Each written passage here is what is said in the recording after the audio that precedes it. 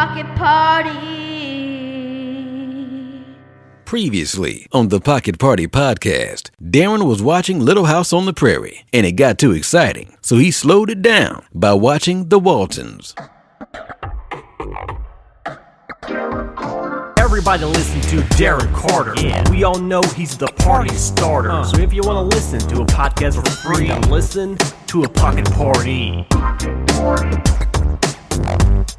Pocket Party. Darren. And we're back, everybody. It's Darren Carter, the party starter. Thank you for listening to the Pocket Party podcast. Do me a favor, no matter what platform you're listening to, go over to YouTube and give this episode a like and a comment. It does help the algorithm. I love what you guys are doing, and if you want to show any other kind of support, go to my Cameo and get a video, and I'll do a personal shout out to you. I'm available on Cameo, and today we're going to be calling Danny Lobell. Danny Lobell. Hello, speaking, please. Hello, this is Darren Carter, the party starter.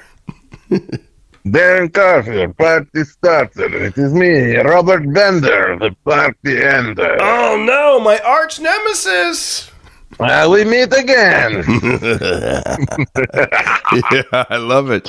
Where in the world is Danny Lobell on this beautiful day? I'm sitting in a parking lot. Yeah, because that's how I like to spend my time, sitting in parking lots. And Agora Hills. It's beautiful here. I love Agora Hills. And my family is all having lunch in a place called Pizza Nosh, which is in this, I don't know, strip mall, I guess you'd say, where the parking lot is. And Pizza Nosh is a top-notch pizza restaurant in Agora Hills. I love it. And then we are going to the outlets in Camarillo. Oh, nice. And I'm going to pick up some new shirts to perform in because I'm not satisfied with my on-stage shirt selection. Dude, I get it.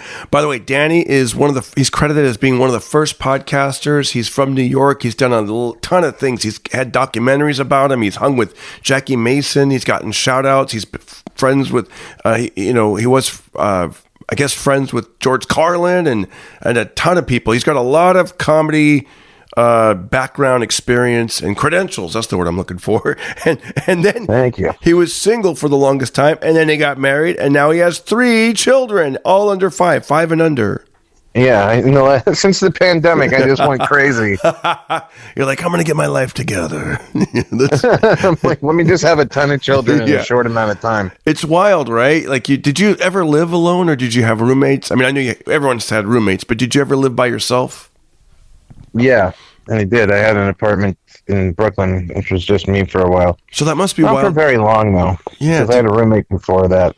Imagine, it's got to be a trip, right? To go from being by yourself to, like, married and then having 1, 2, 3 children. So now it's a house full of kids, and it's the best. I didn't spend a lot of time on my own. My whole life, I've barely spent any time on my own. But having the kids was a big shocker. You know, I had my buddy Jamie Lissow, who's doing terrific. He's such a funny guy. And he was on our podcast recently. And I said to him, and Jamie's known me forever, I had an apartment in Times Square back when I was a younger man, and I was a crazy guy. And we would have a poker game at nights for comedians. And we'd all get completely wasted. And Jamie and I were amongst the ones who were the most wasted. And we'd always lose our money and to the less wasted comics. But so we were reflecting on those old days, and now we're married. I mean, I think he's divorced and now with a girlfriend, but he has a family. I have a family. I wouldn't say I'm sober, but I rarely and barely ever drink. He's sober. And so, like, we've really changed a lot. And I said, Jamie, last time you came over to my place in LA, I had no kids, and now I've got 3 kids, and that was 6 years ago. And he said, did you guys start shipping when the door closed or something? He goes, yeah. You know, he was funny about it, but it was like, yeah, a lot. What a big change has gone on here, you know, since. I know I'm listening to that episode. Actually, it's funny. I was listening to it yesterday. It was so good, man. You guys are all so quick. You and Mark and you were at that time. You said you had an apartment in Times Square and you were renting out the living room and you were talking about poker and he goes, yeah, he goes, remember that, Jamie? And he goes, yeah, I raised you that alarm clock. Like he's just pointing at stuff in your. It was funny. He's like, now when I go to Vegas, I see signs. It's things I used to do. Drinks, girls, like. Yeah, man, that was.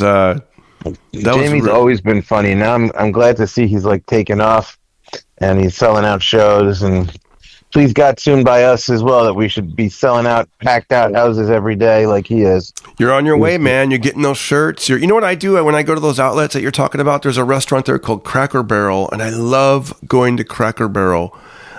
You know what? You should check out Cracker Barrel even just for the store, like in the front of the when you first walk into Cracker Barrel, it's like walking into a time machine. They have all this like Americana products and it's just awesome. I don't know if you've been to a Cracker Barrel lately or ever, but have you ever been to one? I once went to one. It was like 20 years ago, so maybe I'm due to one up for a re-up. Yeah, I'll check it out. You'll see it in a new light now that you're a family man and you have children. I mean, they have like a little like toy section in the back, like for children, and there's like a lot of like just wholesome gifts, like here's a checkerboard, or it's pretty cool. I mean, dude, this is anyone that listens to the podcast knows I love Cracker Barrel. You guys, I found out that they actually sell cologne at Cracker Barrel. I bought my last bottle of cologne at Cracker Barrel. So back when I was a youngster, again, I used to, for 8 years on and off, I was one of Ralphie May's opening acts, Yeah. The late, great Ralphie May, who anytime I get a chance to sing his praises and tell people who may not be aware of him, because there's a new generation of people, like, go on YouTube and look him up. He was a legend. He was so great. And he was the first guy who really gave me a shot. And the last guy. Nobody ever did ever since then. No, not true. Some people have. Yeah. But certainly Ralphie was the first one who saw something in me and was like, I'm going to take him on the road and I'm going to help you develop into a real comedian. And so when I was on the road with Ralphie, we were, in America, as he'd call it. Not on the coast. We're in a real America, Dana Lobell. Yeah.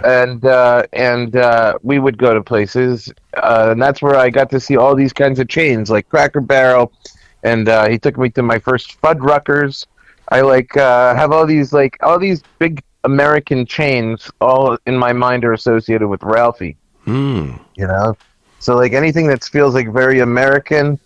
And I live in LA and I'm from New York, so these aren't real America, as Ralphie would say. I saw real America with Ralphie, and anytime there's a big kind of chain place, it's probably somewhere I went with Ralphie. Dude, happy memories. I remember when my wife. When we found out she was pregnant, I remember I did some shows out, and I flew to Kansas City, rented a car, and did them in the middle of Missouri.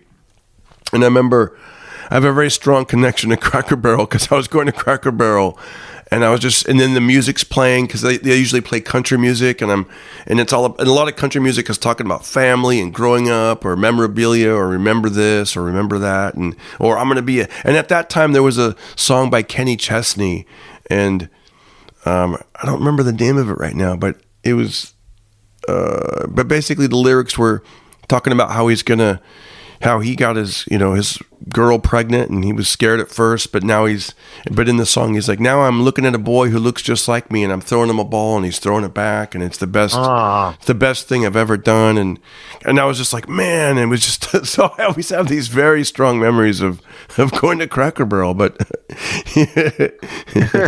it's fun. So you and I are both dads, so that kind of thing, if you don't have kids, when you hear that, I don't know how that hits you, but once you do have kids, it's really, you hear that and it's really powerful. I mean, I never wanted to have kids. For most of my life, I was just I'm never doing that. It looks like a nightmare. I look back and, I had a good childhood in many ways, but in some ways it was a bit chaotic, and I would be like, okay, I don't want to go through the chaos again. I've done it once. I'm not doing it again. And then, like, you meet the right person, and then it feels right, and you're like, okay, I think maybe I could do this. And it's like you're walking up to the edge of the diving board, and you're really scared, but then you jump, Yeah. and it's really fun when you hit the water, So Yeah. And that's just on the honeymoon, okay? I tell you, it can be rough out there. I think I'm going to take some dives like 3 times, okay? Do the triple Lindy. Yeah. But I mean, like, having kids was one of the biggest surprises in my life, in as much as that it's just so much fun. I just did not expect it. Yeah, it can be a bit of a drag sometimes, and so, so they're screaming, and you have a headache, and you're like, stop it, and you're like, I didn't want to be the parent who's yelling, and now I don't know what else to do. I know.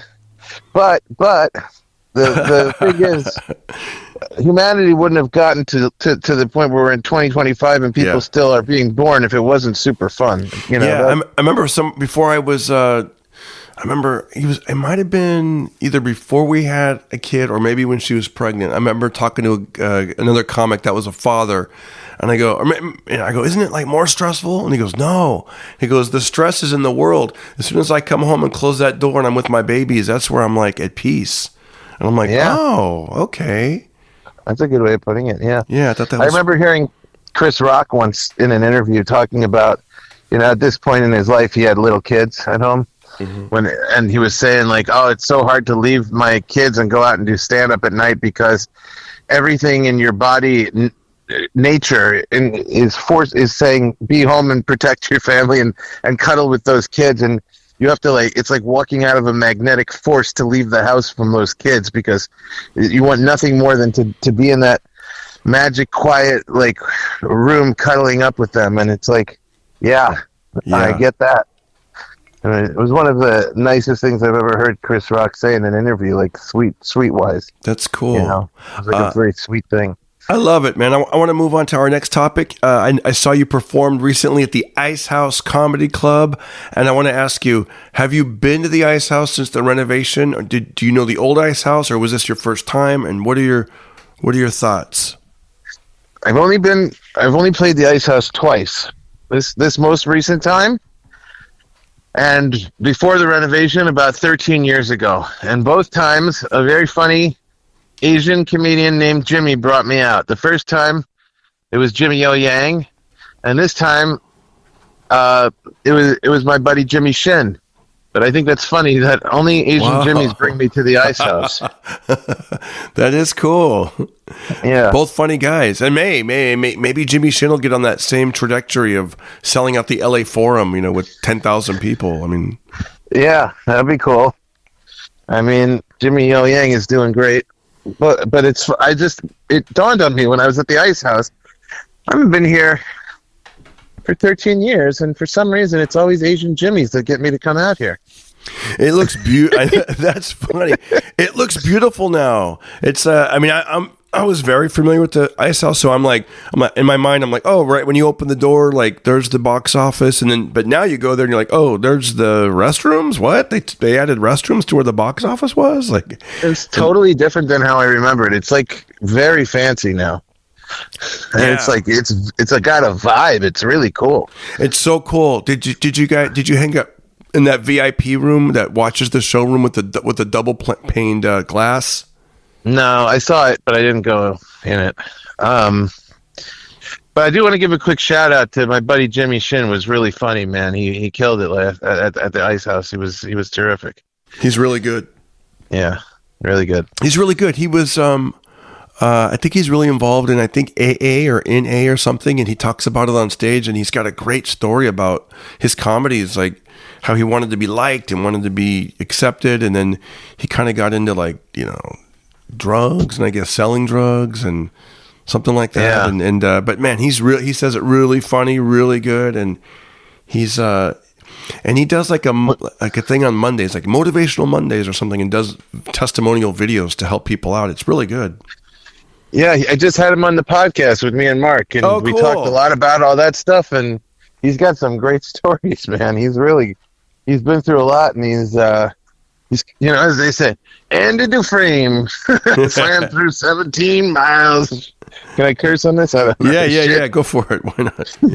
Andy Dufresne, and he came out clean on the other side. You know, that was a terrible impression, but that's a good quote for what we're talking about, right? Oh yeah, what was that from? That movie with Shawshank Redemption. Shawshank Redemption. That's right. Andy Dufresne swam through. Yeah. Sometimes I can do a good impression, but you do good impressions. You know what, guys? Listen to this. Can you? You know, I love hearing you do this. Can you show them a little of the Chinese violin? Or whatever that instrument is. It sounds like you're in a Chinese restaurant when you do it. I love it. I think he's warming up.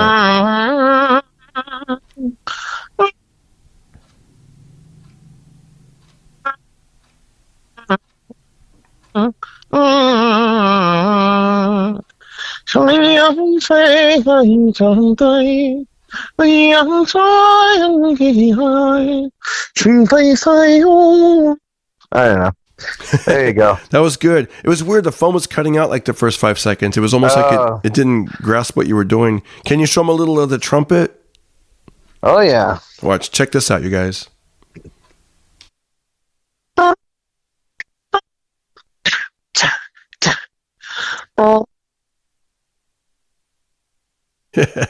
You know what? It's cutting out the trumpet. No. It's cutting it out. Right. It doesn't. You'll never make it in this world, man. The internet. You have this beautiful talent that cannot be broadcast. That would be sad. You guys got to see him live, but there's no recordings of it. We can't broadcast it. I always wanted to be like one of those guys, like, you know, you have to see him live. There's no other way to see what he does. But, you know, but nowadays you kind of, I guess you have to put stuff out there on social media to make it. But for a long time, I was really resistant of that because I always feel like stand-up comedy is like the best as a live art form. And, like, it's exciting to, like, go and see someone live and not know anything about what they're going to do and just be, you know, that's how I used to experience stand-up for the most part. Like, you know, people would do, like, late-night sets, but you didn't have, like, you know, such a great understanding of who the comics were on the lineup until you saw them.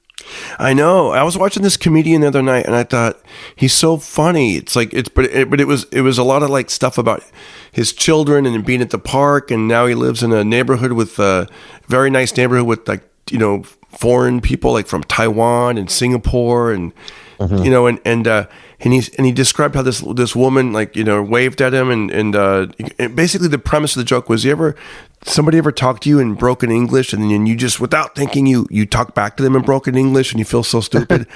And he did.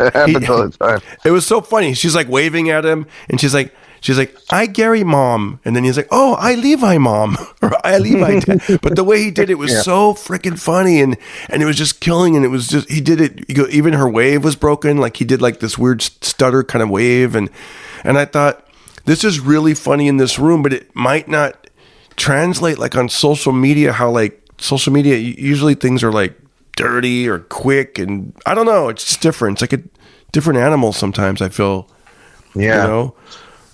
I have a story I tell about, like, it's a similar kind of idea, but like how I meet people on their language level, you know? So I have a story about being in a taxi in Scotland, and there's a Muslim driver, and as soon as he, like, starts talking to me, I start taking the same kind of pauses. I start catching his rhythm of the way he's talking. Yeah. He's like, my friend. I'm starting to say, my friend, you know? It's like, it's like, now all of a sudden I don't relate to people as my friend, but as soon as he's saying my friend, I'm like, okay, my friend. And you start adopting their frequency, you know?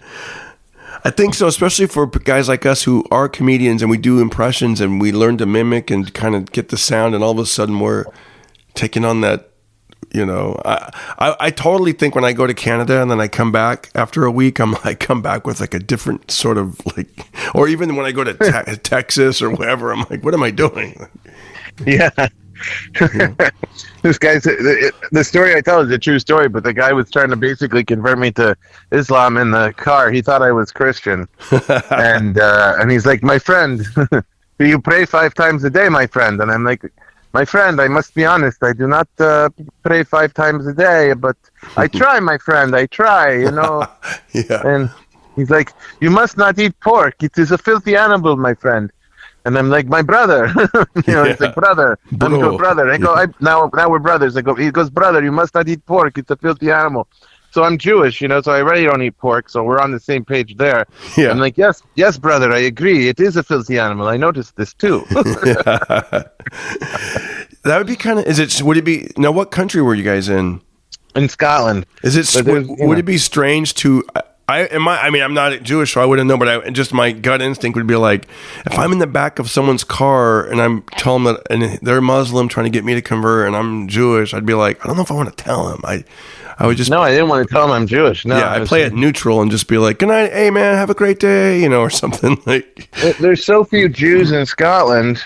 My mom is a Scottish Jew, but the number of Jews in Scotland is so few that the likelihood that they would even assume you're Jewish is, he assumes you're Catholic or Protestant, you're in Scotland, it doesn't. Yeah. So, in a way, it's a little bit of a relief for me because I don't know if you heard, but there's some tension between the Jews and the Muslims. Exactly.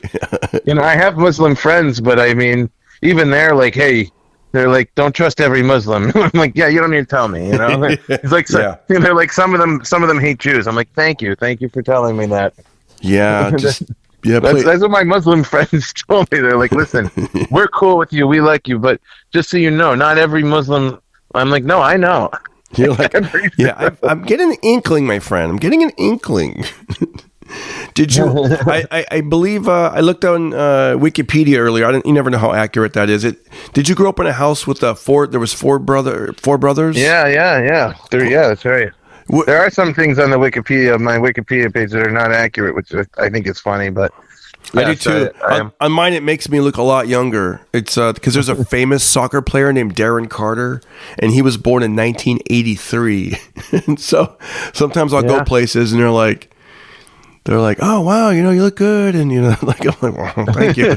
And they're like, "So you're married?" And I'm like, if you did the math from when I was supposedly born and when I got married, I'm like, I would have got married at 14. Are you guys crazy? But yeah, so did you grow up was it a funny household? Were you guys funny? Like your dad funny, your mom funny, and a lot of humor?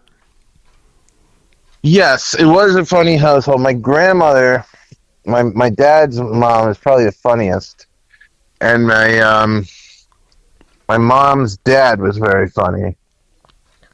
My dad could be funny a lot of the times, but a lot of the humor would come out of just him being stressed, to be honest. Yeah. He was like, he's always been a very, gets stressed. So, he gets very anxious and wound up and in situations that you don't normally expect that. So, that sometimes would lend itself to humor. One time my brother Sam and I were loaned a car by a random stranger. He gave us his Escalade for the night. Nice. And it was filled with cash and cigars. No way. So that's reason to be stressed.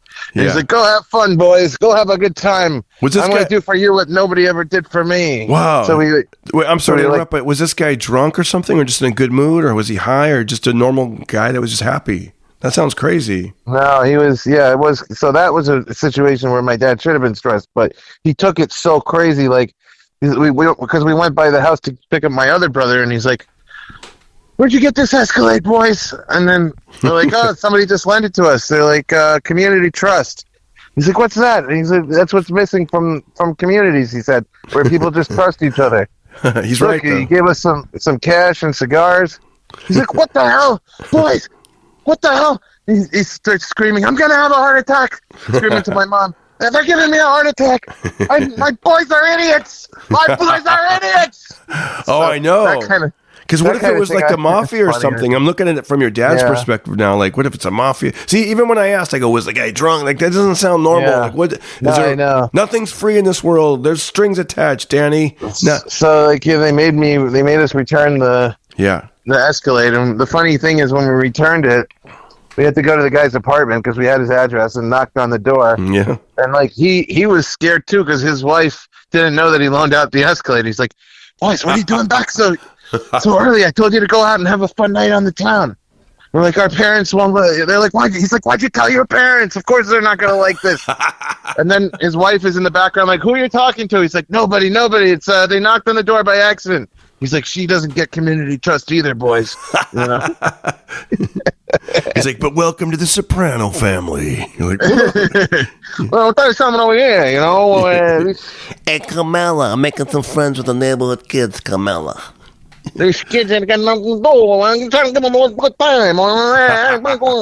did you grow up around? Breaking my boots. When you were in New York, did you grow up around those kind of guys, like those Italian kind of like we see in the TV shows and the movies? Oh yeah, a lot of guys like that. I grew up in Long Beach, Long Island, so it was a lot of Irish and a lot of Italians. So. Oh wow. Oh, you know what's funny? The Wikipedia, I think it said you were from Queens. I'm originally from Flushing, Queens, but I spent most of my childhood in Long Beach, Long Island. We moved when I was about 6. Long Beach, Long Island. Now there's a frequent guest on the podcast here called John DeResta, and I think I know he's from Long Island. Did you guys grow up near each other's towns at all, or is he from a different part, or do you know? I think we talked about it when he was on my podcast. I don't remember what part he's not from Long Beach though, but yeah, I think he's a Nassau County guy. Yeah, I mean, I always consider myself a Queens boy because those were like, you know. Those are the years that form you from 1 to 6, I feel like, you know? And then I was always like a Queens boy living in Long Island. But, you know, I always felt like I was a Flushing kid, you know? See, it's funny. I'm from out here, so I don't know the difference between the neighborhoods. I kind of picture, what is Queens? More like blue collar, like Archie Bunker or something? Or no? Yeah, I mean, I guess like King of Queens kind of tries to portray Queens a little bit, you know, with Kevin James, and like Long Island is much more suburban. It's just like, it's much more spread out. It's, I don't know. I mean, like Queens, we lived in an apartment building, you know, it was like my grandparents were in the same apartment complex, and me and my parents and my great grandmother. It was like, you know, family. It was like, you know, the old tenements, you know, and that's and then I'd go outside and the benches were filled with old people. It was called Mitchell Gardens, where I grew up, and the old people used to call me the mayor of Mitchell Gardens. I used to come and crack them all up on the benches as a little kid. You know, it was like my first performing was like for these old people on benches. And you want to hear something funny? Is like, turns out that Ron Jeremy grew up across the hall in the same Mitchell Gardens tenements as my dad, and I never knew it until I was producing Ralphie May's podcast, and Ron Jeremy came over, and we just wound up talking, and it turned out he's like, where are you from? I'm like, Flushing. He's like, I'm from Flushing. And where? Mitchell Gardens. Yeah, I'm from Mitchell Gardens. What building? This building. I'm from that building. I'm like, you're kidding me. He's like, what apartment? This one. He's like, what are you talking about? I grew up across the hall. Who's your father? I'm like, Richard. He's like, Richard, I grew up with him. And then I call my dad. I'm like, I'm here with your old neighbor, Ron Jeremy. Do you want to say hi? My dad's like, no, he's a pervert. I'm like, he says hi. He says hi. He's That's like, I never hilarious. liked that kid. He was a snotty kid. I'm like, no, my dad says hi. He says he wishes you the best. That's funny, man. That sounds fun. It sounds like it could be a nightmare. Like if with, you know, like everybody knows your business, like the gossip part, like, oh, they know you can't do anything out there. But it sounds also very welcoming. Like when you go home, you're like, you know, oh, there's my, you know all your neighbors, you know everybody. Like growing up, I knew my neighbors. Like I could, you know, I grew up in a cul-de-sac in Fresno, California. I can picture each house. I can picture pretty much each neighbor and all the neighbor with the kids. But now I don't even know. And in fact, my friend, he grew up in Torrance, California, like a really kind of a beach town. He said the same thing. Like he grew up, he knew all the neighbors. He said, but you know, what happens is a lot of the neighbors, they die, they leave their house to the kids rent it out to strangers. And then now you get like some riffraff in the neighborhood. And he said it's not the same. No, even in Long Beach, we knew all our neighbors. It's just not like that.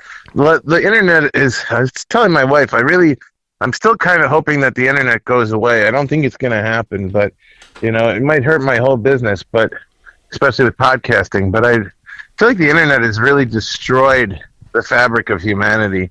Like everybody used to have to interact so much more, and now, you know, I was talking about this with my wife, and I think it's funny. Like, do you remember when like all the big box stores came, and we'd all be like, we have to support small business. Yeah. You know, Yeah. we don't want to see these mom and pop shops close, but then they would close because like the Targets and the Bed Bath and Beyonds and all these would come, and they would change the whole neighborhood, to change the whole community, and all these stores that had so much character, and you knew the people there, and you know, they all went away, and you're like, oh man, Yeah. I really miss that, you know.